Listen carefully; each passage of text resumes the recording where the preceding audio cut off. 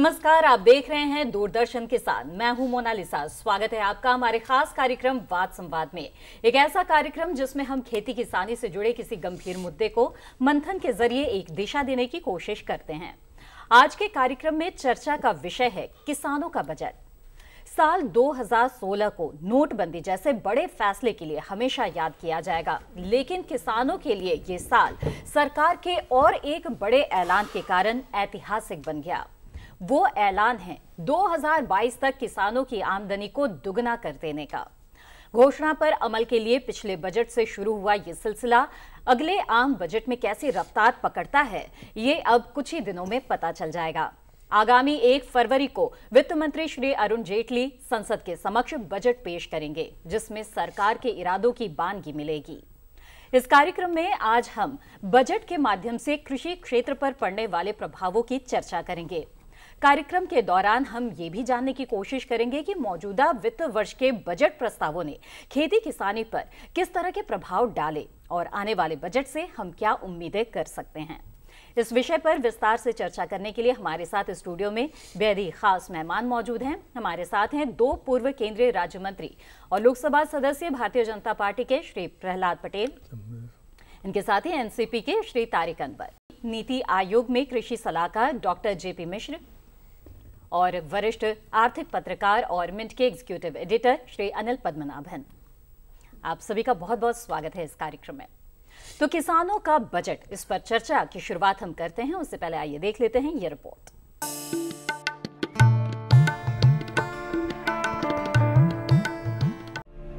कृषि क्षेत्र के लिए मौजूदा वित्त वर्ष का बजट कई मायनों में महत्वपूर्ण है।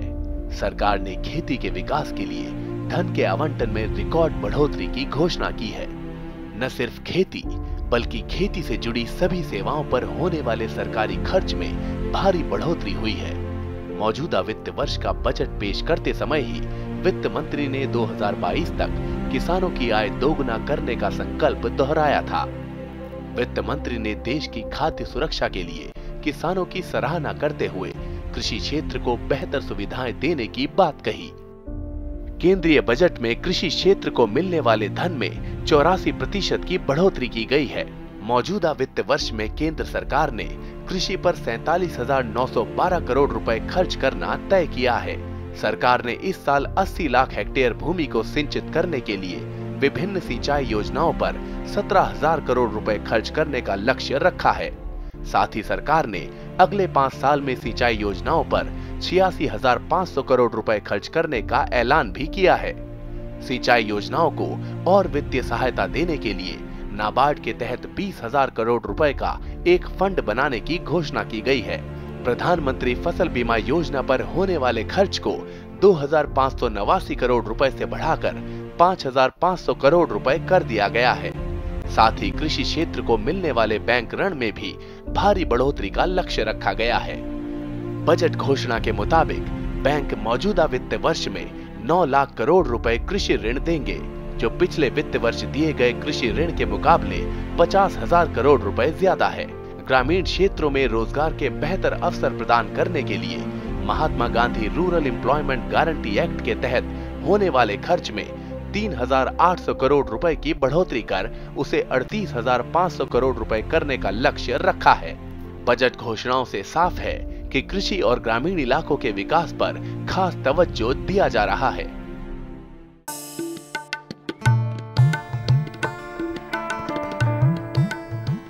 तो अभी आपने रिपोर्ट देखी। बजट पर चर्चा के इस भाग में हम सबसे पहले पिछले बजट पर अमल और उसके असर को जानना चाहेंगे।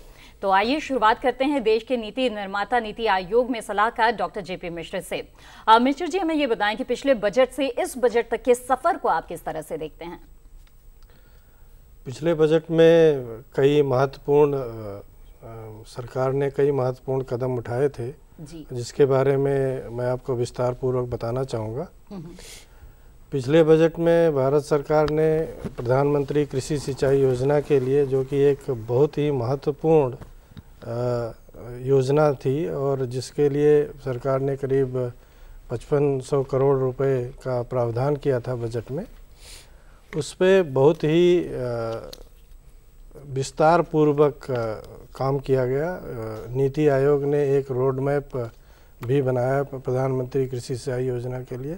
राज्यों के साथ मिलके जो जिला स्तर पर कृषि के जिला कृषि योजनाएं तैयार करनी थी, उस पर भी अच्छी प्रगति हुई जी। और माइक्रो इरिगेशन में बहुत ही अच्छा जो धन आवंटन किया गया था माइक्रो इरिगेशन के लिए, उसका भी बहुत ही अच्छा सदुपयोग है। और आज की डेट में करीब करीब 90% धन जो उपलब्ध कराया गया था माइक्रो इरिगेशन का, उसका यूटिलाइजेशन हो चुका है जी। तो ये प्रगति बहुत अच्छी रही है इस मामले। ठीक है, आगे और भी हम विस्तार से चर्चा करेंगे कि क्या कुछ प्रगति से एक वर्ष में हुई है। तारिक साहब, आप क्या बताना चाहेंगे कि ये जो एक साल बीता है, जो पिछला बजट पेश हुआ था, उसके बाद से अब तक गांव किसान की तस्वीर कितनी बदल पाई है? देखिए, ऐसा है कि बातें तो बहुत कही गई इस दौरान में जी जी, लेकिन जो ज़मीनी सच्चाई है कि बहुत ज़्यादा उसका कोई असर दिखाई नहीं पड़ रहा है।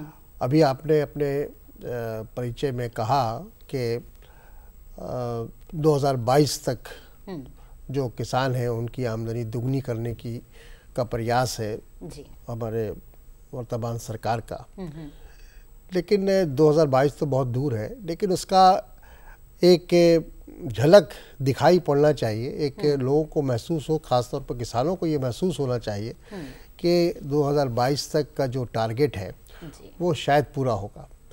लेकिन ऐसे जो बातें अभी कही, हमारे मिश्रा जी ने कहा कि 5500 रुपया जो सिंचाई योजना के लिए रखा गया था और उसको खर्च भी किया गया, तो 5500 मैं समझता हूँ कि बहुत कम राशि थी।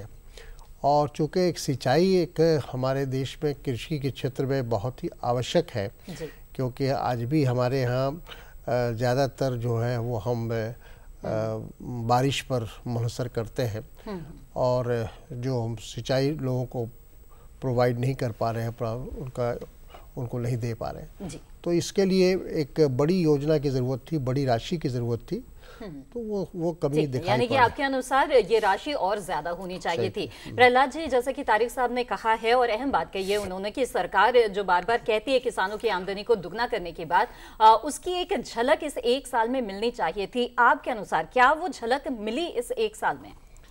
पहली चीज तो मैं एक बड़ा आग्रह करूंगा कि हम जिस बात के लिए बैठे हैं, क्या हम पिछले कालखंड में ठीक दिशा में चले? जी बिल्कुल। हमने कुछ बड़ी भूलें की हैं जिनको सुधारना बहुत कम समय में संभव नहीं है। पहला तो मेरा आग्रह ये है, दीनदयाल जी उपाध्याय की जन्म शताब्दी है, हम लोग दीनदयाल जी के विचार को मानने वाले लोग हैं। उनने एक बात बड़ी जिम्मेदारी के साथ कही थी, एक नक्शा बनेगा भारत माता का, रंग भरने का काम शताब्दियों तक चलेगा। जी, मैं जो तारिक साहब की बात को मैं काट नहीं रहा हूँ, लेकिन मैं 2-3 कंपोनेंट बताता हूँ। जैसे सिंचाई, प्रधानमंत्री सिंचाई योजना लगभग 4 लाख हेक्टेयर हमारे पास में थी सिंचाई योजना, लेकिन जो माइक्रो इरिगेशन की बात है, जो प्रधानमंत्री सिंचाई योजना में जिसको फोकस किया गया, वो माइक्रो इरिगेशन है, इसमें बांधों की बात नहीं है। और ये अनुमान स्पष्ट किया गया है कि आने वाले 5 साल में लगभग हमको 80,000 करोड़ रुपया लगेगा। ये सरकार के पास में बाकायदा इसका अनुमान है एक कंपोनेंट में। लेकिन प्रधानमंत्री सिंचाई योजना में जो फोकस है वो माइक्रो इरिगेशन फोकस है। बांधों के मामले में जो हमारा अपना रास्ता है वो खुला हुआ है, उसके लिए पर्याप्त धनराशि है।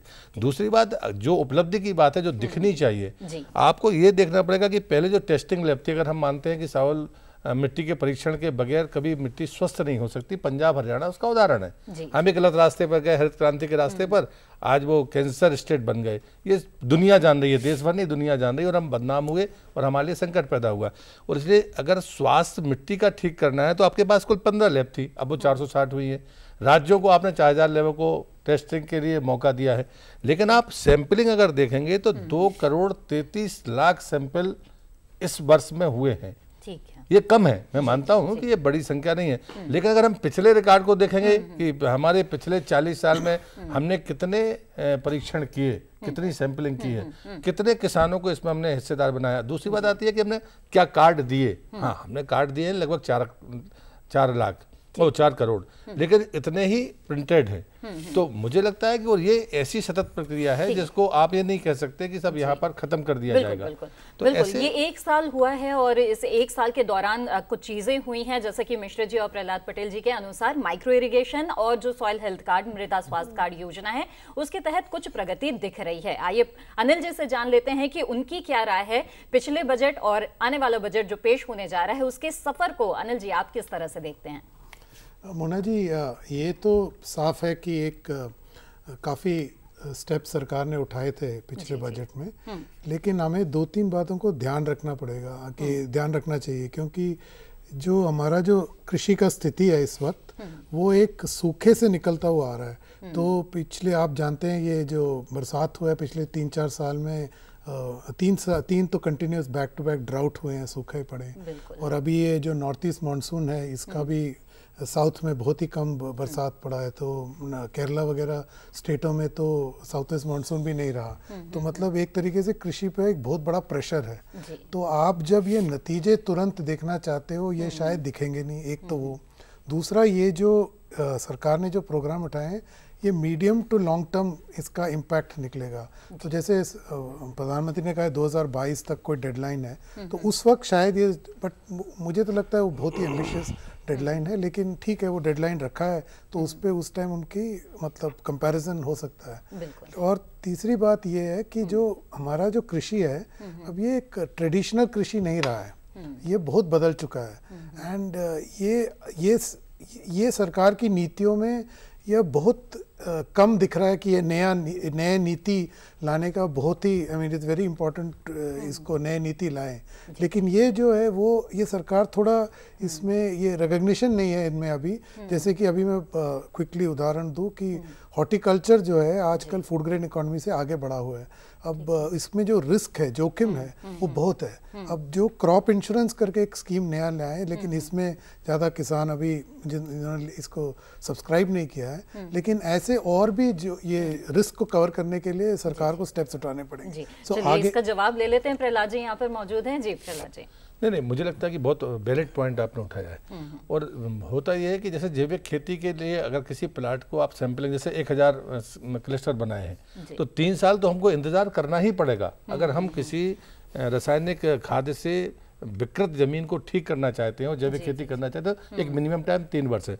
दूसरी बात जो प्रधानमंत्री ने कही वो बहुत महत्वपूर्ण बात है कि जब कभी आप बीमा की बात करते हैं, यानी क्षतिपूर्ति की आप बात करते हैं, तो खासकर दलहन तिलहन, सब्जियां, मटर, जिसको कई जगह पर कृषि उत्पाद मानते ही नहीं है, लिस्ट में नहीं है वो।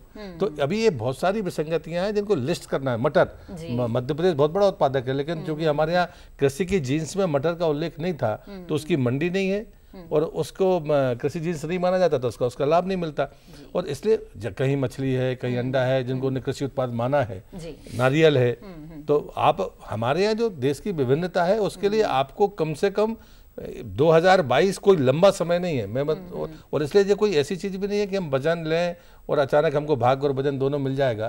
तो हमने जो गलतियां की हैं, इसलिए मैंने पहले ही कहा, कुछ हमने भूलें भी ऐसी की हैं जिनको ठीक करने में भी वक्त लगेगा। हम किसी पर आरोप ना लगाएं, लेकिन सदन में मुझे लगता है कि अब इस लाइन पर चर्चा होनी चाहिए, इस दिशा में चर्चा होनी चाहिए कि हम कुछ भूलों को सुधार कर कुछ मूल सुधार करें। जैसे उदाहरण के लिए जमीन का रिकॉर्ड है, कल तक तो चलता था, लेकिन आज जिस प्रकार से जमीन के रकबे की इंपॉर्टेंस बढ़ी है, उसके आधार पर अगर आप उसको कंप्यूटराइज नहीं करेंगे, अगर उनका लैंड यूज आप डिसाइड नहीं करेंगे, तो आप मानकर चलिए कि ताकतवर लोग कैसे लैंड यूज बदल लेते हैं और कैसे कब्जा कर लेते हैं। जो तीसरी समस्या उसके कारण है कि छोटा काश्तकार अब खत्म होता जा रहा है और बड़े काश्तकार बढ़ते जा रहे हैं। जब कभी हमने सीलिंग की बात सोची थी, तब मालगुजारों से हमने जमीन ले ली, अब कंपनियों के पास 10-10 हजार एकड़ है। तो ये जो सिस्टम बदल रहा है, इसके आधार पर भी आपको बहुत सारे परिवर्तन करने पड़ेंगे। सिस्टम बदलने की जरूरत है और जो विसंगतियां हैं जिसकी चर्चा हो रही है, अगर उसे चिन्हित भी कर लिया जाए और एक एक करके अगर उसको दुरुस्त करने की कोशिश की जाए, तो ये भी कम बड़ी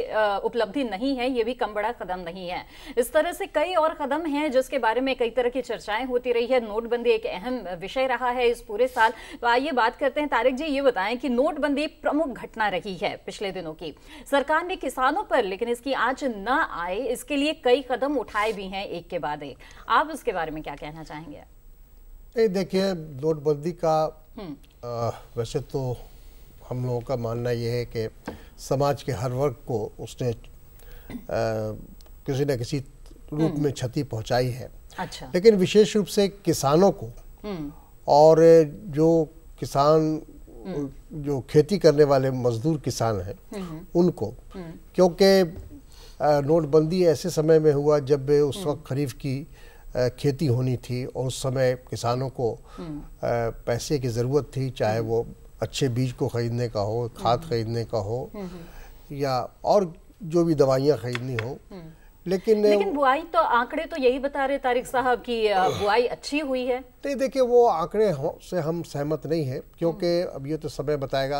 अच्छा। लेकिन जो सच्चाई ये है कि किसानों को काफ़ी परेशानी झेलनी पड़ी है और ये अखबारों में भी, मीडिया में भी ये तमाम चीज़ें, उसके आंकड़े आते रहे हैं। लेकिन नोटबंदी का जहाँ तक सवाल है, हमको लगता है कि उसका जो समय चुना गया वो सही ढंग से नहीं चुना गया और उसकी पहले से कोई तैयारी नहीं थी।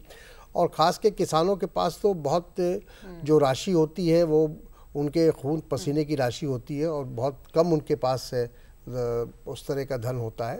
अब वो जब उस पर बैन लग गया, जब उस पर बंदिश हो गई, तो वो उसका इस्तेमाल नहीं कर पाए और उनको बड़ी परेशानियों का सामना करना पड़ा। चलिए मिश्र जी, क्या आप भी मान रहे हैं कि ये जो नोटबंदी है उसका असर जो है वो किसानों पर काफी बुरे तरीके से पड़ा है? जबकि हम देख रहे हैं बुआई आंकड़ों की ये बात हम कर रहे हैं तो पिछले साल से बेहतर हुई है। देखिए, पहले तो मैं तारिक जी की एक बात को थोड़ा सा उसमें जोड़ना चाहता हूँ कि जो मैंने कहा कि 5,500 करोड़ प्रधानमंत्री कृषि सिंचाई योजना के लिए रखा गया, तो वो बजटेड अमाउंट था। इसके अलावा 20,000 करोड़ का एक कार्पस फंड भी नाबार्ड में बनाया गया है राज्यों को के लिए कि वो प्रधानमंत्री कृषि सिंचाई योजना के अंदर जो बड़े अपने प्रोजेक्ट्स हैं उसमें उसके लिए उस धन का उपयोग कर सकें। दूसरी बात जो अभी तारिक साहब ने कही कि इसका नोटबंदी का कृषि पे ज़्यादा कुप्रभाव पड़ने की उम्मीद है, तो अगर हम आंकड़ों पे जाएं और आंकड़े जो होते हैं वो राज्यों से आते हैं और वो ब्लॉक लेवल से शुरू होके फिर वो कंपाइल होके और फिर केंद्र सरकार को आते हैं, तो करीब करीब पिछले साल के कंपैरिजन में 5 साल का जो नॉर्मल एवरेज होता है उसके कंपैरिजन में 8% ज़्यादा बुआई हुई है जी। और यूरिया का जो कंजम्पशन, जो मेजर फर्टिलाइजर है जो कि बुआई के समय जिसकी ज़रूरत होती है, डीएपी का कंजम्पशन भी जो कि तिलहनी फसलों के लिए और दलहनी फसलों के लिए जिसका ज़्यादा उपयोग होता है बुआई के समय, उन सब की सेल पॉइंट तक सेल बढ़ी हुई है। तो हमारे आंकड़े तो ये कहते हैं कि डिमोनेटाइजेशन का बहुत ज़्यादा इम्पैक्ट नहीं पड़ेगा। एक चीज़ पे थोड़ा सा डिस्ट्रेस हुआ है जी। वो जो प्राइस रियलाइजेशन था, जो किसान अपनी प्रोड्यूस मंडी में लाते थे, उसमें कहीं कहीं पे इस तरह की स्पोरेडिक सूचनाएं मिली हैं, बट उसमें सरकार ने फिर मार्केट इंटरवेंशन स्कीम के तहत इंटरवीन किया और उसको भी कोशिश की कि इसको इम्प्रूव किया जाए। एक और अहम फैसला अनिल जी हुआ है, वो ये है कि पूरे देश को किसानों के साथ जोड़ने की कोशिश की गई है और किसान कल्याण सेस लगाया गया। इस फैसले को आप किस तरह से देखते हैं? कृषि जो था इसका एक बूम पीरियड था 2004 से करीब 2014 तक, तो मतलब 9 तक खत्म हो चुका था, क्योंकि उसके बाद सूखे का असर, ग्लोबल कमोडिटी प्राइसेस कोलैप्स हो गए थे, ये सब का प्रेशर आने लग गया था कृषि पे। तो ये एक नेग्लेक्ट हो गया था और ये एक हमारे जो आर्थिक डिबेट है इसमें अक्सर कहा जाता है इनका जीडीपी में शेयर 15% है, 13% है, लेकिन अक्सर हम भूल जाते हैं कि ये 50% एम्प्लॉयमेंट जनरेट करता है कृषि, और ये जितना इम्पैक्ट हिंदुस्तान पे है इसी किसी सेक्टर का नहीं है। शायद इनकी आउटपुट इतना ना हो वैल्यू, लेकिन तो ये जो एक सेस लगाया, तो एक तरीके से देश में अब हम सब में एक तरीके से जागरूकता आ गई कि हाँ भाई कृषि के तरफ एक फोकस आया है, तो उस लेवल पे बड़ा इंपॉर्टेंट स्टेप है। जी, मिश्र जी से जान लेती हूँ कि कितनी मदद इससे किसानों को मिली है, जो किसान कृषि कल्याण सेस जो लगाया गया उसे, और उस धन का किस तरह से प्रयोग हो रहा है? ये तो अभी पहला साल था, करीब 4,000 करोड़ के आसपास, जो अभी बहुत जल्दी के आंकड़े हमारे पास नहीं है, लेकिन जो हमारे पास आंकड़े उपलब्ध हैं, करीब 4,000 करोड़ जो है इससे एग्रीकल्चर सेस से इकट्ठा किया गया है। और इसका 2-3 चीज़ें जो प्रायोरिटी सेक्टर में इसका उपयोग भी शुरू हो गया है। जैसे अभी सरकार ने करीब 150 सीड हब बनाए हुए हैं, इस्टेब्लिश किए हैं 150 जिलों में। और उसका फोकस ये है कि दलहनी और तिलहनी फसलों में बीज की काफ़ी कमी होती है और वो प्रोडक्टिविटी पे उसका इम्पैक्ट होता है। तो उसको कैसे सुधारा जाए, और ये अगले 3 सालों में हम बीज के उत्पादन में दलहनी और तिलहनी फसलों में करीब करीब इतना प्रोड्यूस कर लेंगे कि जो हमारा ऑप्टिमम सीड रिप्लेसमेंट रेट होता है करीब 33%, उस तक पहुंच जाएंगे। तो ये प्रोडक्टिविटी पे बहुत अच्छा इम्पैक्ट देने वाला है। जी बिल्कुल। और इसी के साथ ये चर्चा जारी रहेगी और हम आगे भी चर्चा करेंगे कि किस तरह की उम्मीदें भी अगले बजट से लगाई जा रही है। लेकिन फिलहाल यहाँ पर हम रुकते हैं एक छोटे से ब्रेक के लिए। ब्रेक के बाद भी जारी रहेगा वाद संवाद किसानों का बजट। बने रहिए दूरदर्शन किसान पर।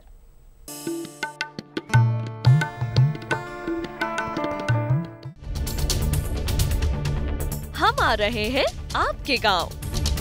घूमते फिरते का कारवां पहुंच चुका है मथुरा में। हम आप पहुंचे हैं कांगड़ा जिले में। सामान्य ज्ञान के पूछेंगे सवाल। वार्षिक पुष्कर मेला किस राज्य में आयोजित किया जाता है? इनमें से क्या जैविक रूप से नष्ट नहीं होता है? इसके लिए इनके पास 4 ऑप्शंस हैं। देखें घूमते फिरते रविवार सुबह 7:30 पर।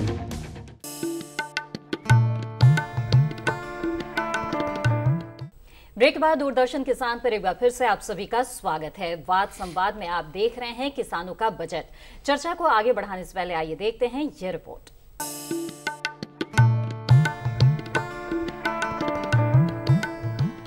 – 2016-17 के बजट में सरकार ने कृषि क्षेत्र के लिए कई घोषणाएं की थी। कृषि क्षेत्र पर होने वाले खर्च में 80% से ज्यादा बढ़ोतरी की गई, पर विकास के लक्ष्य को पाने के लिए खर्च के साथ योजना पर अमल भी उतना ही जरूरी है। प्रधानमंत्री नरेंद्र मोदी अपने हर भाषण में कृषि और ग्रामीण विकास की बात करते हैं। नोटबंदी के 50 दिनों बाद 31 दिसंबर को दिया गया भाषण इससे अलग नहीं था, जहां अपने भाषण में प्रधानमंत्री ने रबी फसलों की बुआई के लिए लिए गए कर्ज पर 60 दिनों के ब्याज माफी की घोषणा की। वहीं दूसरी तरफ किसानों को ज्यादा कर्ज मुहैया कराने के नाबार्ड के तहत बने फंड की राशि को 21,000 करोड़ रुपए से बढ़ाकर 41,000 करोड़ रुपए कर दिया।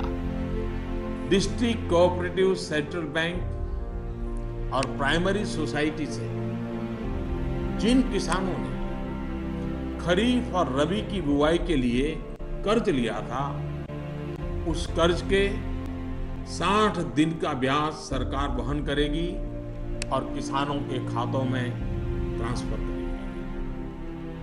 कोऑपरेटिव बैंक और सोसाइटी से किसानों को और ज्यादा कर्ज मिल सके, इसके लिए उपाय किए गए हैं। नाबार्ड ने पिछले महीने 21,000 करोड़ रुपए की व्यवस्था की थी।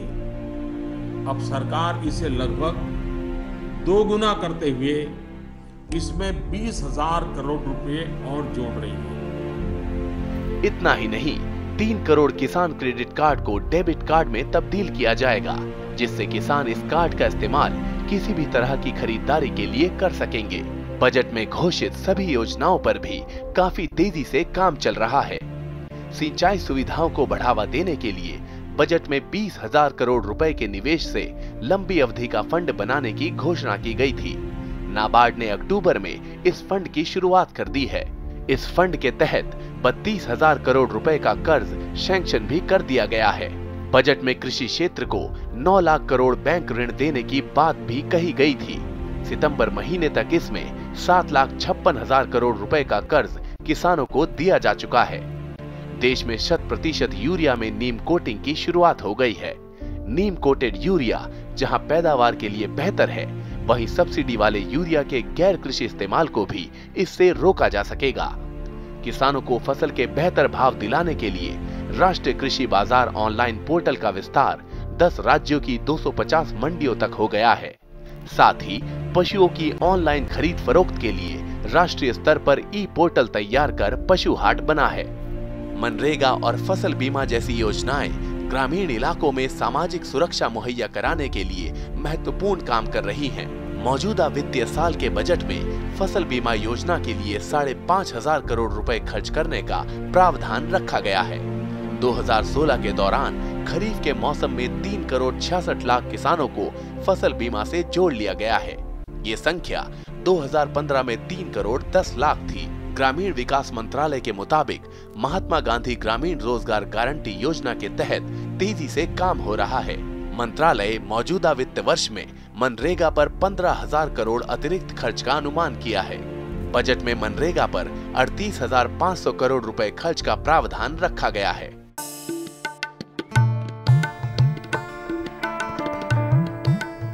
तो आपने देखी ये रिपोर्ट। हम इस भाग में ताज़ा अनुभवों के संदर्भ में आगे क्या हो सकता है इस पर चर्चा करेंगे। और आइए चर्चा को आगे बढ़ाते हैं। तारिक साहब, किसानों के लिए सरकार ने खजाने का मुंह खोलने में कोताही नहीं बरती। पिछले साल 9 लाख करोड़ रुपए का प्रावधान कर्ज देने के लिए किया गया। आपको क्या लगता है? देखिए, वो कर्ज सीधे तौर पर किसानों को नहीं मिला। उसका ज़्यादातर हिस्सा वो जो उपकरण बनाने वाले, कृषि उपकरण बनाने वाले या जो ट्रैक्टर बनाने वाले लोग हैं, जो बड़े बड़े उद्योगपति हैं, व्यवसाय करने वाले लोग हैं, उनको ज़्यादा उसका लाभ मिला। अच्छा। किसानों को अगर सस्ते दर पर अगर उनको कर्ज मिलता तो इतने बड़े पैमाने पर आत्महत्याएं हो रही हैं किसानों की, शायद वो नहीं होती। तो ज़रूरत इस बात की है कि कोशिश ही होनी चाहिए। आज भी किसान जो है वो जो गांव के अंदर जो उस तरह के साहूकार हैं जो कर्ज देते हैं, उसका वो उनका शोषण कर रहे हैं, वो ख़त्म नहीं हुआ है। तो ज़रूरत इस बात की है कि सस्ते दर पर और किस तरह से किसानों को कर्ज मुहैया किया जाए और उनको कैसे हम ज़्यादा से ज़्यादा राहत पहुंचा सकते हैं, ये होनी चाहिए थी। अभी नोटबंदी के बाद लोगों का ये एक उम्मीद थी कि किसानों को ज़रूर इसमें कुछ न कुछ राहत मिलेगा इसके बाद, इतने कठिन समय गुजरने के बाद। लेकिन ऐसा कोई भी ऐलान सरकार की तरफ से या प्रधानमंत्री की तरफ से नहीं हुआ। जो हुआ भी तो वो सिर्फ मात्र हम ये कहते हैं कि आईवाश था। तो इससे लोगों में बड़ी मायूसी है, खासतौर पर किसान समुदाय। प्रहलाद जी, मानेंगे आप क्या इस बात को अब, क्योंकि जो 60 दिनों का अतिरिक्त समय दिया गया सरकार की तरफ से कर्ज के लिए? नहीं, मुझे 2 हिस्सों के जवाब देने पड़ेंगे, पिछले वाले स्लैब के भी, इसके भी। अच्छा। मुझे लगता है कि जब कभी आप नोटबंदी की बात करते हैं तो मैं सिर्फ तारिक भाई के वाक्य को मैं सिर्फ एक शब्द बदलता हूँ। अच्छा। वास्तव में प्रभावित सारे लोग हुए हैं, लेकिन कोई नुकसान हुआ है ऐसा मैं मानने के लिए तैयार नहीं हूँ। क्योंकि हम सबको ये तय करना पड़ेगा कि जैसे तारिक भाई कह रहे हैं, तो अभी आवास के लिए 9 लाख के ऋण पर 4% की ब्याज दर की कमी, या 12 लाख का अगर आप लोन लेंगे आवास के लिए तो आपको 3% की ब्याज की कमी है। लेकिन इस पर मैं इस डिबेट पर अभी नहीं जा रहा हूँ। मैं दूसरी बात कह रहा हूँ कि क्या किसान प्रभावित हुआ। हमने बहुत सारे सेक्टर छोड़ दिए।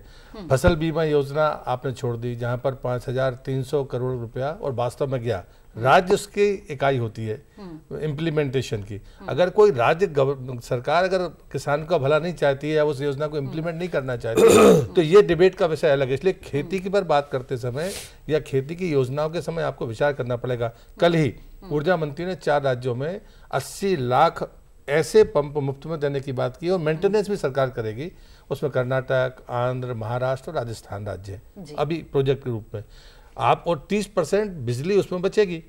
तो आप जिन इंस्ट्रूमेंट्स का यूज कर रहे हैं उसमें हम क्या ऊर्जा बचा पाएंगे, क्या श्रम शक्ति को बचा पाएंगे, क्या उसकी कीमत कम कर पाएंगे, ये बड़े फोकस के वाले केंद्र हैं। आपने ई मंडी की बात हुई है।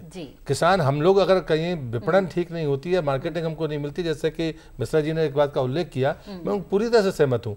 अगर मंडी में कैश उपलब्ध नहीं है और अगर आपने ट्रांजेक्शन ई मंडी के माध्यम से किया है तो एक बड़ा आंकड़ा है, लगभग 3,000 करोड़ रुपए का आंकड़ा है जहां पर खरीद फरोख्त हुई है। लेकिन हम पूरी तरह से भी उसको जाल को नहीं बैठा पाए, क्योंकि उसमें भी राज्य आता है। मंडी का जो सेक्टर है वो राज्य का सेक्टर है। इसलिए जितनी भी चीजें किसान से जुड़ती हैं, एक तो उसके क्षेत्र मिनिस्ट्रियां अलग अलग हैं, दूसरा लगभग 90% मामलों में राज्य सरकार ही उस बात का फैसला करेगी, ये इम्प्लीमेंटेशन करेगी। और इसलिए मुझे लगता है कि ऋण की जब हम बात करते हैं कि तो अभी अब जब पैसा आया है बैंकों के पास, तो एक बात आप तय मानकर चलिए कि ये ऋण के रूप में किसान को मिलेगा। अब वो किस पैटर्न पर मिलेगा अब कोऑपरेटिव बैंक्स को भी पैसा दिया है अभी डिमोनेटाइजेशन के बाद में, ये पहला मौका है। लेकिन जब शुरू में रोका गया था तो लोगों ने विरोध किया, क्योंकि कोऑपरेटिव बैंक के कामकाज करने के तरीकों को सब लोग जानते हैं कि उनके लेजर खुले रहते हैं। कृषि ऋण को लेकर एक आरोप एक तरह से लगाया है तारिक जी ने, मैं चाहूंगी नहीं, मुझे लगता है कि वो भी अच्छी तरह से जानते हैं कि जो पैसा बैंकों के पास में आया है वो निश्चित रूप से किसान को जाएगा। ये बात कृषि ऋण के मामले में लक्ष्य रखा गया था कि 9 लाख करोड़ किसानों को 9 लाख करोड़ का कृषि ऋण दिया जाएगा, और उसमें हम देख रहे हैं कि अब तक 7.5 लाख जो करोड़ है उससे ज्यादा ही दिया जा चुका है। लेकिन तारिक साहब का कहना है कि असल में जिन्हें मिलना चाहिए था उन्हें नहीं मिल पाया है। मिश्र जी, आप इस बारे में क्या बताएंगे? इसमें जो इंडस्ट्री का तो कोई ज़्यादा मतलब उसमें कोई पैसा इंडस्ट्री तो ऐसा ले ही नहीं सकती। ये जो है कृषि ऋण है, फार्म क्रेडिट है। दूसरा जो टर्म लेंडिंग है वो करीब 20% होती है, थोड़ा मीडियम टर्म लेंडिंग के लिए। जो तारिक सर ने कहा कि जहाँ तक पहुँचना चाहिए वहाँ नहीं पहुँचता, तो उसमें कुछ हद तक सत्यता है कि पहले जो हमारा करीब 37% इंस्टीट्यूशनल क्रेडिट होता था जो किसान जिसको एक्सेस करते थे, अभी वो करीब 42 से 45% हुआ। उसमें हमने प्रगति की हुई है। लेकिन इसमें कई चीज़ें हैं जिसको हमें ध्यान में रखना होगा कि हमारा एक बहुत बड़ा भूभाग है, करीब 14 करोड़ फार्म फैमिलीज हैं और फार्मर्स इससे ज़्यादा भी हो सकते हैं। तो इसको धीरे धीरे आपको ये उम्मीद है कि आपको ये सोचना चाहिए कि करीब 8 साल पहले यही क्रेडिट 1.5 लाख या 2 लाख करोड़ होती थी, आज जो है ये 9 लाख करोड़ है। तो बहुत सब्सटेंसिव ग्रोथ हुई है, सब्सटेंसिव इंक्रीज हुई है। नहीं, मैं ये कह रहा था, मैं मिश्रा जी की बात को ही क्लब करना चाहता हूँ, तारिक भाई के ध्यान में एक बात लाना चाहता हूँ कि जो प्रवृत्ति है, जो प्रैक्टिस है, उसको अगर हम चाहे पॉलिटिकल या सोशल वर्कर हो या हमारी ब्यूरोक्रेसी को ठीक नहीं करती तो नुकसान कैसे होता है। मध्य प्रदेश में 0% पर किसान को ऋण है, लेकिन खरीफ की और रबी की फसल के बीच के 6 महीने का अंतर है। अगर वो 6 महीने के भीतर जमा कर देगा और फिर दूसरे दिन लेगा तो उसको 1 लाख रुपए मिल जाएगा 0% ब्याज पर। लेकिन अगर उसकी जानकारी नहीं है, अवेयरनेस नहीं है, वो तारीख निकलती है तो फिर उसको 3% ब्याज लग जाता है और वो सोचता है कि मुझे साल भर के लिए मिला है। तो जो बात मिश्रा जी ने कही है, कई बार ये फोकस हम लोग भी नहीं कर पाते हैं, वरना हम ऐसी जानकारी दे पाते हैं। अब ये सावधानी अगर रखे, भले वो निरक्षर हो तब भी वो उसका लाभ लेगा। और 0% का मतलब है कि वो पूरी तरह से आप मानकर चलिए कितनी भी विपत्ति में फंसेगा तो अभी उस पर कोई बहुत बड़ी लायबिलिटी नहीं आने वाली है। और जो आत्महत्या के मामले आते हैं वो इन्हीं खामियों के कारण आते हैं। या सो कैश क्रॉप को हम 10 एकड़ जमीन है, 10 एकड़ में गन्ना लगाओगे तो जब एक बार गन्ना खत्म हो जाएगा तो आप मानकर चलिए आत्महत्या के अलावा आपके पास रास्ता नहीं है। तो ये मुझे लगता है कि ये 100 के ऑब्जर्वर थे हमारी खेती में, नियमों के अलावा परंपराएं जो थी, अगर आप उसको पूरी तरह से खत्म कर देंगे, जिसको हम फसल चक्र कहते हैं, हमने उस पर भी फोकस करना बंद कर दिया था और इसलिए शायद ये बड़े नुकसान हमको भुगतने पड़ रहे हैं। विषयों पर अनिल जी की भी राय हम ले लेते हैं। जिन विषयों पर बात हुई है अनिल जी, उसके संदर्भ में बताएं कि ग्रामीण विकास की क्षेत्र में क्या कुछ नजर आ रहा है। मोना जी, ग्रामीण विकास जब आपने ये पूरा विषय उठाया कर्जे के तौर से, आप ग्रामीण विकास को एक अकेले ये कर्ज और कृषि के तौर से नहीं देख सकते, एक होलिस्टिक पर्सपेक्टिव चाहिए। जैसे तारिक जी ने सही कहा कि ये जो डिलीवरी है इसका तो जेन्युइन इशू है, जो जिसके लिए इंटेंडेड है वो नहीं होता है, लीकेजेस सिस्टम में होते हैं। तो सरकार ने उसकी तरफ काफ़ी कदम उठाए हैं, हमें मानना है कि बजट में कुछ और कदम आएंगे इस तरफ। दूसरा है रूरल इंफ्रास्ट्रक्चर जो है रोड्स का, और ये मार्केट का जो एक्सेस है, जो पटेल जी ने भी कहा अभी, तो ये इसको एक अगर आप सब तरीके से देखो तो अगर ये सारे मतलब लेवल पे हम फोकस करें तब जाके आप रूरल इंडिया का जो है एक ट्रांसफॉर्मेशन करोगे, क्योंकि वहाँ 17 करोड़ हाउस होल्ड है रूरल इंडिया में, कोई छोटी आबादी नहीं है, बहुत ही महत्वपूर्ण आबादी है। और इसमें अब इसको अगर ट्रांसफॉर्म करोगे तो हिंदुस्तान ही बदल जाएगा। जी मिश्र जी, ये बताएं कि जो आधारभूत संरचना को और मजबूत करने की बात हो रही है, उसे देखते हुए आगे के बजट में क्या कुछ और होना चाहिए? 2-3 चीज़ें अभी पद्मावन जी ने जो बताया कि किसी भी रूरल स्पेस में अगर उसकी होलिस्टिक डेवलपमेंट करना है तो 2-3 चीज़ों पे तो विशेष कर ध्यान देने की ज़रूरत है। एक तो रूरल रोड्स, ठीक है। पावर जो एक इम्पॉर्टेंट इंग्रेडिएंट होता है किसी भी डेवलपमेंट का, और तीसरा है एम्प्लॉयमेंट जनरेशन। पद्मावत जी ने थोड़ी देर पहले बताया कि 49% के करीब रूरल वर्क फोर्स है जो कृषि क्षेत्र पर आधारित है, जबकि जीडीपी कंट्रीब्यूशन करीब 15% है। अब 15% जीडीपी पर अगर 49% रूरल वर्क फोर्स होगा तो उसकी पर कैपिटा इनकम जो है नेचुरली बहुत ही कम होने वाली है। तो वहाँ पर वैल्यू एडिशन कैसे करें, तारिक साहब पहले फूड प्रोसेसिंग इंडस्ट्रीज के मंत्री भी रहे, उसको उस क्षेत्र को जब तक आप आगमेंट नहीं करेंगे कि फार्म गेट के साथ ही आपको प्रोसेसिंग की भी सुविधा मिले, मार्केटिंग से कनेक्टिविटी जब रूरल रोड बढ़ेगा तो बढ़ेगा। तो ये सारी चीज़ें एक इंटीग्रेटेड डेवलपमेंट में तभी जाके रूरल स्पेस में जो फार्मर है। तारिक जी से भी कुछ सुझाव ले लेते हैं कि किस तरह के कदम आपको लगता है कि अगले बजट में सरकार को उठाने चाहिए ताकि जो लक्ष्य लिया है किसानों की आय को दुगना करने का, वो लक्ष्य जो है वो पूरा कर पाए। जैसा अभी कहा गया कि जीडीपी को बढ़ाना होगा, और दूसरा कृषि के को और इफेक्टिव ढंग से अगर उसका हम इस्तेमाल करना चाहते हैं देश के विकास में, तो ज़रूरी है कि वहाँ फोकस करना होगा। और ये बात बिल्कुल सही है कि जब तक के जो बुनियादी सुविधाएं हैं वो जब तक के गांव में नहीं पहुंचेगी तब तक के लोगों का फोकस जो है वो कृषि पर नहीं होगा। आज क्या कारण है कि बहुत बड़े पैमाने पर पलायन हो रहा है और लोग कृषि से दूर होते जा रहे हैं। तो उसकी वजह ये है कि बुनियादी सुविधाएं हमको नहीं दे पा रहे हैं। दूसरा जो है, हमको फिर इस बात को हम जोड़ देंगे कि जो कर्ज हम दे रहे हैं उसमें बहुत सारी पेचीदगियाँ हैं। एक तरफ तो हम देखते हैं कि उद्योगपतियों के 8 लाख करोड़ रुपए पर हम एक तरह से उसको नज़रअंदाज कर रहे हैं, लेकिन किसानों के कर्ज को हमको माफ करने में या उनको सुविधा देने में क्या दिक्कत हो रही है? लेकिन अतिरिक्त वक्त तो दिया गया है किसानों को, नहीं, तो इसे देख असुविधा जो हो रही है उसे ध्यान में रखते हुए सरकार ने एक बड़ा फैसला लिया है इस दिशा में। प्रहलाद जी, आपके पास किस तरह के सुझाव है? जैसे कि कई बातें हो रही है, जो ग्रामीण विकास है उसके लिए कई आधारभूत मूलभूत चीजों की जरूरत है, बिजली भी उनमें से एक है, और सौर ऊर्जा के क्षेत्र में सरकार ने काफी कार्य किया है। तो पिछले 1 साल में किस तरह के कार्य हुए हैं और इसे और किस तरह से और आगे बढ़ाने की जरूरत महसूस कर रहे हैं? मैं पहले भी शुरुआत सब करते समय मैंने कहा था बिजली, सचिन का उसको रिपीट नहीं करता हूँ। ऊर्जा मंत्री ने कल एक प्रयोग शुरू किया है, ठीक है। सिंचाई, उसमें माइक्रो इरिगेशन भी है, बड़े इरिगेशन भी है, दोनों बहुत तेज गति से चल रहे हैं। फिर जो तीसरी बात कभी चर्चा नहीं होती वो है पशुधन, जो खेती का सबसे बड़ा हिस्सा है और उसकी संख्या करोड़ों में है। हमारी आबादी के लगभग बराबर है, लेकिन उसके ना तो शमशान के स्थान है ना उसके चिकित्सा के। मैं देश में पहला पशु एम्बुलेंस और पशु स्ववाहन चलाता हूँ दमोह में, और पब्लिक पार्टनरशिप में चला रहा हूँ। और इसलिए मुझे लगता है कि हमें कुछ मॉडल तलाशने भी होंगे समय के बदलने के साथ। श्रमिक के बारे में मॉडल तलाशा गया है, आपको क्या लगता है ये कितना कारगर रहेगा? ई पशु हाट का जो नहीं, लेकिन अभी तो आवारा पशुओं की समस्या है। अच्छा। हम कोई किसान अपने घर पर रखने के लिए तैयार नहीं है क्योंकि वो लाभ का नहीं है, खेत से बाहर हो गया। अगर मेरे घर में अगर सांड है तो मैं उसको सड़क पर छोड़ दूंगा। तो मुझे लगता है कि ये जो परिस्थितियां हैं, इन चुनौतियों को भी बड़ी चुनौती के रूप में आपको देखना पड़ेगा। हमने जब कभी जैविक खेती की बात की है तो हमने 1000 क्लस्टर तय किए थे, इसमें लगभग 9186 को हमने इंस्टॉल किया है। लेकिन गति ऐसी ही होगी, इससे हम बेहतर मल्टीप्लाई कर पाएंगे। तो मुझे लगता है इस पर हम चर्चा नहीं कर रहे हैं कि हम खेती के स्वास्थ्य को लेकर चिंतित नहीं है। किसान की खुद के स्वास्थ्य की समस्या है, उसके मजदूर की समस्या है, उसकी खुद की जमीन की स्वास्थ्य की समस्या है, और इसलिए इस पर हमने फोकस नहीं किया कि हम इसको क्लस्टर के रूप में कैसे ठीक करें।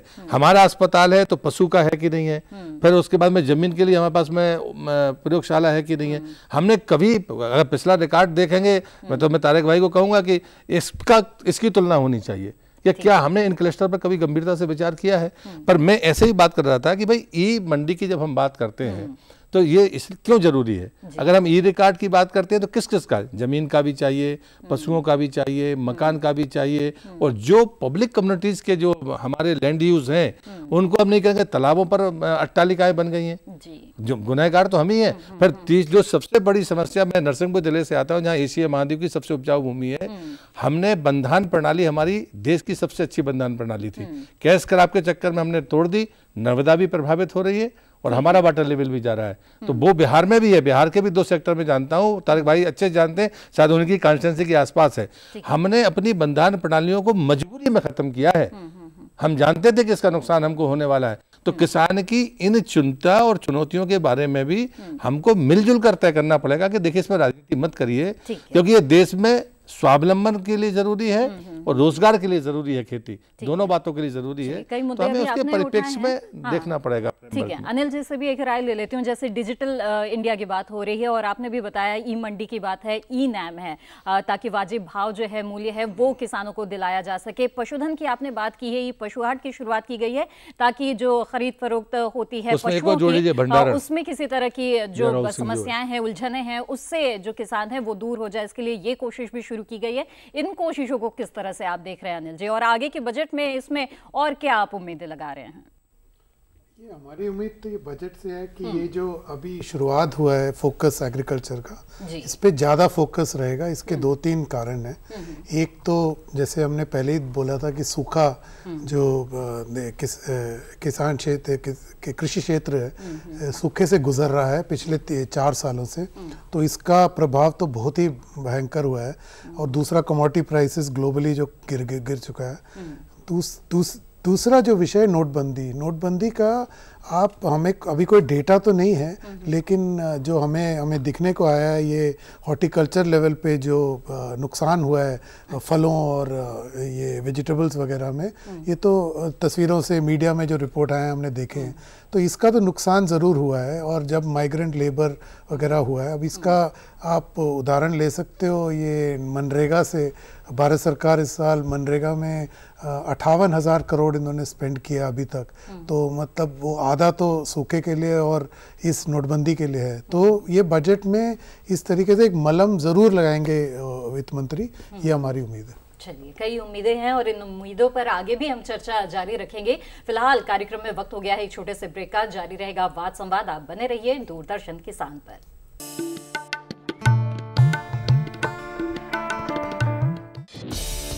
किसानों से होंगे सवाल, देंगे सटीक जवाब, तो जीतेंगे किसान कप। किसानों का खुला मंच, नजर रहेगी कृषि वैज्ञानिकों की। देखिए किसान प्रश्न मंच, गुरुवार रात 10 बजे।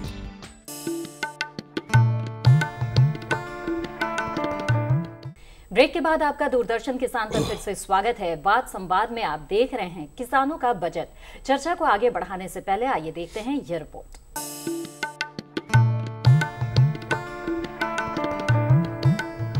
इस साल आम बजट पिछले सालों के मुकाबले लगभग 1 महीने पहले पेश किया जाएगा। आगामी बजट में कृषि और ग्रामीण क्षेत्रों के लिए अहम घोषणाएं हो सकती हैं। विमुद्रीकरण के बाद सरकारी कर वसूली में बढ़ोतरी हुई है और आने वाले समय में ये ट्रेंड जारी रहने की संभावना है। सरकार की बेहतर वित्तीय हालत का फायदा निश्चय ही कृषि क्षेत्र को मिलेगा। जानकार मानते हैं कि कृषि तकनीकी और कृषि आधारित कंपनियों को बढ़ावा देने के लिए बजट में खास तौर पर प्रावधान किए जा सकते हैं। सरकार किसानों को सस्ता कर्ज देने के लिए ब्याज दरों में छूट की योजना भी शुरू कर सकती है। साथ ही बैंकों से मिलने वाले कृषि ऋण को बढ़ाकर 10 लाख करोड़ रुपए किया जा सकता है। पशुपालन कारोबार में पूंजी की कमी को पूरा करने के लिए डेयरी इंफ्रास्ट्रक्चर डेवलपमेंट फंड की स्थापना पर भी चर्चा हो रही है। सरकार लघु सिंचाई योजनाओं को मनरेगा से जोड़ने के फॉर्मूले पर भी काम कर रही है। विमुद्रीकरण के बाद अगले वित्त वर्ष में सरकार अनाज की खरीद और खाद बीज की सब्सिडी के लिए 100% डिजिटल पेमेंट प्रणाली लागू करने पर काम कर रही है। बजट में देश की ज्यादातर मंडियों को ई मार्केट से जोड़ने के लिए प्रावधान किया जाएगा। कृषि क्षेत्र में पुरानी योजनाओं को चलाने के साथ नई योजनाएं शुरू करने के लिए सरकार को अगले वित्त वर्ष में भारी निवेश करना होगा।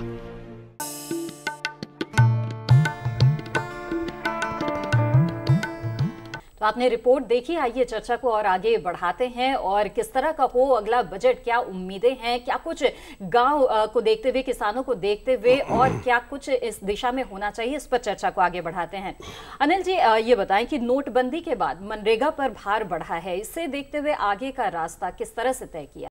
मोना जी, इसमें एक टैक्टिक ये होगा कि शॉर्ट रन में जो है जो नुकसान हुआ है उसका कॉम्पनसेशन तो होना ही पड़ेगा, लेकिन उसी समय आपको मीडियम और लॉन्ग टर्म फोकस खोना नहीं चाहिए। तो ये जो हम जैसे पूरे प्रोग्राम ने हमने यही चर्चा किया कि कृषि की तरफ एक तरीके से बहुत रिन्यूड फोकस रहा है सरकार की तरफ से, पब्लिक की तरफ से और किसानों की तरफ से। अब ये एक मौका खोना नहीं चाहिए, क्योंकि अभी इस साल भी फिर नॉर्थ ईस्ट का जो मॉनसून है ठीक नहीं रहा है, तो उसका प्रभाव भी रहा है किसानों पर।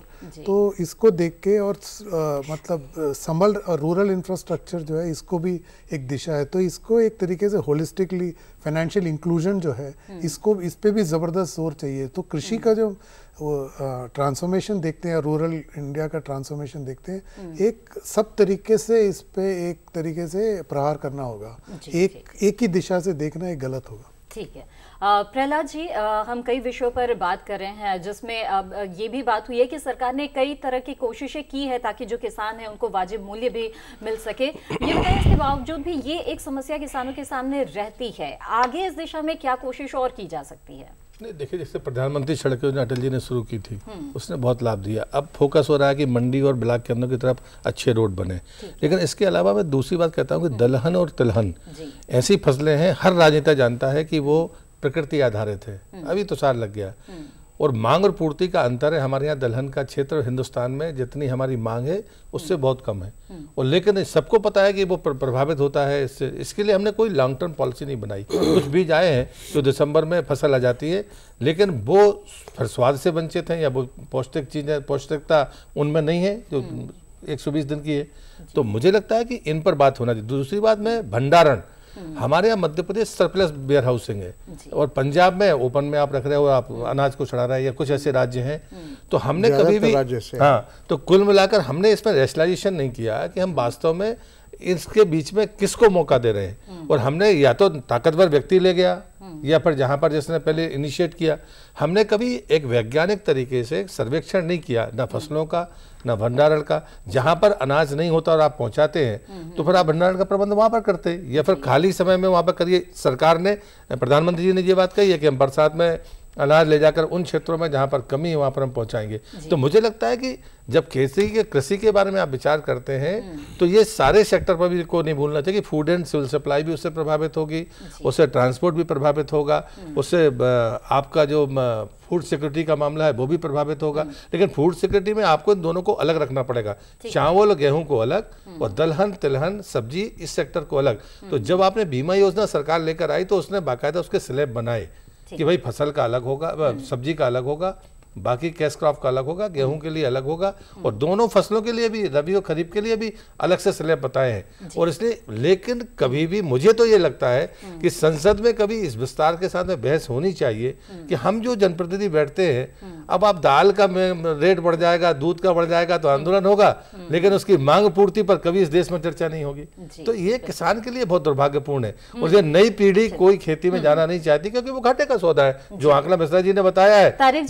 आप तो जमीनी हकीकत से वाकिफ है, अपने अनुभव से कुछ बताएं कि ये जो युवा है किस तरह से खेती किसानी से जुड़ेगा और जो खेती किसानी है वो घाटे का सौदा न रह जाए। सरकार इस दिशा में क्या कर सकती है? और नहीं, मेरा ये मानना है कि जैसा यहाँ पर ये सुझाव भी आया है कि कई चीज़ों के साथ उसको जोड़ना होगा, और मूल रूप से कि किस तरह से कृषि एक, जिसको हम कह सकते हैं कि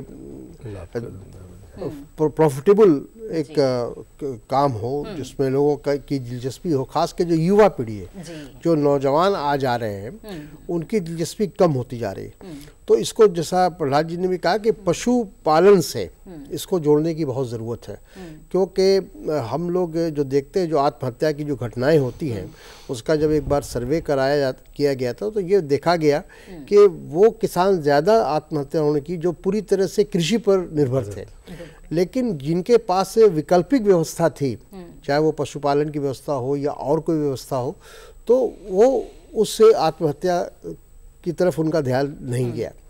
तो मेरा ये मानना है कि हम लोगों को, एक तो जब हम कहते हैं कि गांव का देश है, कृषि प्रधान देश है, तो कृषि पर सरकार को ज़्यादा फोकस होना चाहिए। आने वाले बजट में इस बात को देखना चाहिए, जहाँ जहाँ भी कमी है उसको दूर किया जाए।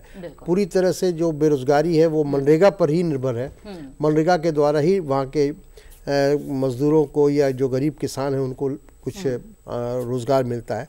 तो हमको इस बात का भी एक ध्यान देना होगा कि मनरेगा के अलावा भी और क्या हो सकता है जिससे हम लोगों को गांव के अंदर उनको पलायन न करना पड़े और गांव के अंदर ही उनको कुछ तो कई तरह की सरकार योजनाएं तो बनाती है मिश्र जी, लेकिन क्या होता है कि कई बार बात ये आती है कि भ्रष्टाचार की भेंट ये योजनाएं चढ़ जाती है और जो लाभ है वो सीधे सीधे मिल नहीं पाता है जिन्हें मिलना चाहिए। तो डीबीटी यानी कि सीधे जो सब्सिडी है वो सीधे जो लाभुक है उसको मिले, इसलिए कोशिश की जा रही है भ्रष्टाचार से मुक्ति पाने के लिए। किसानों के संदर्भ में और क्या हो सकता है? बट जब तक आप किसान के फसल के बारे में और उसके कितना उसके पास जोत है उसको उस डीबीटी सिस्टम से कनेक्ट नहीं करेंगे तब तक वो उसका इम्प्लीमेंटेशन थोड़ा सा अधूरा रह जाएगा, क्योंकि इसमें एक वेरिएबल नहीं है। एलपीजी में केवल एक वेरिएबल है कि उसको कितने सिलेंडर लेना है। यहाँ पे क्रॉप वेरिएबल होता है, उसकी रिक्वायरमेंट वेरिएबल होता है, तो कई वेरिएबल्स हैं और फिर उसकी जोत का आकार क्या है वो भी वेरिएबल है। तो 3-4 चीज़ें एक साथ कनेक्ट होती हैं। प्रहलाद जी ने जो कहा वो बहुत ही महत्वपूर्ण विषय है कि कृषि को एक एकला जैसी व्यवस्था के रूप में ना देखे, इसको इंटीग्रेटेड और होलिस्टिक। रेलवे से भी अगर रेलवे का रेक नहीं है, फर्टिलाइजर टाइम पे नहीं पहुंचता, रोड नहीं है तो अपना मंडी में फसल नहीं ले जा सकता, बिजली टाइम पे नहीं आती तो अपना सिंचाई नहीं कर सकता।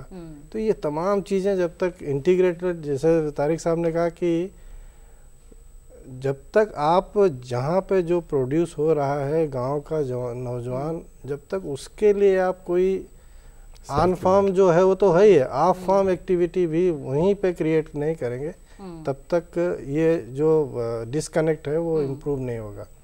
इस संदर्भ में मैं ये बताना चाहता हूँ कि पब्लिक इन्वेस्टमेंट कृषि में आपको ज़्यादा से ज़्यादा बढ़ाना पड़ेगा, क्योंकि जब तक पब्लिक इन्वेस्टमेंट, एक जो ट्रेंड है कि पब्लिक इन्वेस्टमेंट जब बढ़ता है तभी प्राइवेट भी बढ़ता है जी खेती में। ठीक है। तो और आजकल ये दोनों चीज़ें जो है लगभग कांस्टेंट हो गई, तो इन दोनों को बढ़ाने की जरूरत है। जब पब्लिक बढ़ेगा तो प्राइवेट ऑटोमेटिकली अट्रैक्ट होता है और फिर वो रूरल स्पेस में उसको इन्वेस्ट भी करता है। जी चलिए, अब अंत में एक एक टिप्पणी मैं सभी मेहमानों से ले लेती हूँ कि उम्मीदें क्या है, इस पर तो हमने चर्चा की है और किस तरह से हमने देखा है पूरे साल भर किस तरह की घोषणाएं हुई है, तो सरकार किस दिशा में चलना चाहती है एक तरह से उसकी भी एक झलक हमें मिली है और किस तरह से पिछले बजट में भारी भरकम इजाफा भी कृषि बजट में किया गया था। तो इस बार के बजट को लेकर क्या पूर्वानुमान है, आइए इस बारे में हम जानते हैं अपने सभी मेहमानों से एक एक करके। तारिक साहब, सबसे पहले मैं आपसे जानना चाहूंगी। देखिए, उम्मीद तो लोगों को बहुत है जी, और मैं समझता हूँ कि सरकार बराबर इस बात को दोहराती भी रही है कि हम किसानों के प्रति संवेदनशील हैं। तो अगर सही मानों में इस किसानों के लिए आगे कुछ करना है, जैसे 2022 का आपने एक लक्ष्य रखा है, तो 2022 के पहले ये दिखना चाहिए, हर वर्ष ये दिखना चाहिए कि उस दिशा में आप कितना आगे बढ़े। क्योंकि अगर हम ये सोचें कि 2022 में अपने आप कुछ हो जाएगा, कोई ऐसी क्रांति आ जाएगी, तो मैं इस बात को नहीं मानता हूँ। अगर उस दिशा में हम क्या कदम उठा रहे हैं वो बहुत ज़रूरी है और ये बजट पर बहुत कुछ निर्भर करता है, क्योंकि जब तक रिसोर्सेज नहीं होंगे, जब तक उसमें आप पूंजी का इन्वेस्टमेंट ज़्यादा नहीं करेंगे, तब तक के कृषि को आप एक लाभदायक व्यवसाय नहीं बना सकते। बिल्कुल। मिश्र जी, आपकी राय? ठीक है, 3 चीज़ें होती हैं खेती में। एक तो आप कैसे प्रोडक्टिविटी बढ़ाएंगे और कैसे प्रॉफिटेबिलिटी बढ़ाएंगे और फिर एम्प्लॉयबिलिटी कैसे इस सेक्टर की बढ़ाई जाए। बिल्कुल। तो इंफ्रास्ट्रक्चर पर ज़्यादा फोकस होगा, जैसे प्रधानमंत्री कृषि सिंचाई योजना, इसी के साथ साथ रिस्क मैनेजमेंट जो प्रधानमंत्री फसल बीमा योजना है, इसको एक टारगेट है कि इसको 3 सालों में 50% तक जो जोत है हमारी किसानों की उसको कवर करेंगे। अभी हम करीब 30% पर पहुँचे। तो सरकार का जो डिस्ट्रेस है फार्मर्स की, उसको कैसे दूर किया जाए। और तीसरा है कि रूरल स्पेस में कैसे जो है प्रोसेसिंग सेक्टर को, वेयर हाउस को, इसको स्ट्रेंथन किया जाए, जिससे कि वहाँ पे ज़्यादा एम्प्लॉयमेंट क्रिएट किया जा सके। प्रहलाद जी, आप क्या कहना चाहेंगे? मैं तो ये कहूँगा कि सरकार के पास में सीधा फोकस है कि बढ़ती आबादी घटती जोत।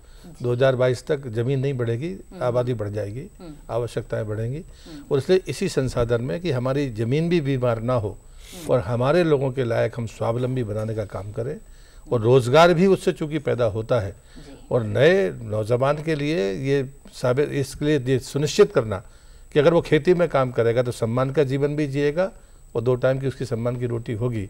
तो मुझे लगता है इसके लिए हम सबको, जो मिश्रा जी ने कहा है कि इतने सारी मंत्रालय हैं और हर योजना का क्रियान्वयन राज्य सरकारों के पास है, और इसलिए मुझे लगता है कि राज्य और केंद्र संबंधों पर भी हम सबको फोकस करना चाहिए कि इस मामले में कम से कम संवेदनशील भी हम हो और जवाबदेह हों। जी अनिल जी, आखिरी टिप्पणी आपसे लेना चाहूंगी, क्या पूर्वानुमान है? मोना जी, हम तो यही कहना चाहेंगे, मिश्रा जी ने बहुत बढ़िया तरीके से 3 जो ऑब्जेक्टिव हैं वो साफ कर दिए हैं जो वित्त मंत्री बजट में लाएंगे। इसके साथ मैं यही 2 चीज़ जोड़ना चाहता हूँ। एक जो रिस्क मैनेजमेंट जो बहुत बाकी पैनलिस्ट ने भी जो दोहराया, और फाइनली जो है ये फोकस जो फिर दोहराना चाहता हूँ कि फोकस फिर कृषि पे आया है बहुत सालों के बाद, इसको ये मौका खोना नहीं चाहिए, और यही उम्मीद है हमारी वित्त मंत्री से। बिल्कुल, तो उम्मीदें बहुत सी है कि बजट कैसा होगा और इसका पता 1 फरवरी को चल जाएगा, जिसमें अब कुछ ही दिन बचे हैं।